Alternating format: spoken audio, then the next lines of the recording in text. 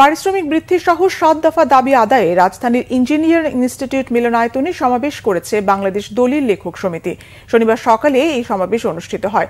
সমাবেশে যোগ দিতে সারা দেশ থেকে দলিল লেখকরা এসে উপস্থিত হয়।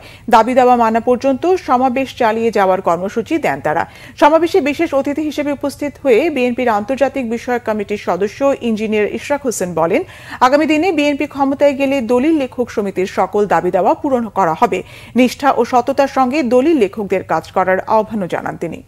যে ৩১ দফার কর্মসূচি ঘোষণা করা হয়েছে, আমার বিশ্বাস যে সেই কর্মসূচির আওতায় আপনাদের সেক্টর অবশ্যই আসবে, যেহেতু এখানে প্রশাসনিক কমিশনের গঠন করার কথা বলা হয়েছে, আইন জুডিশিয়াল বিভাগ সংস্কার করার কথা বলা হয়েছে।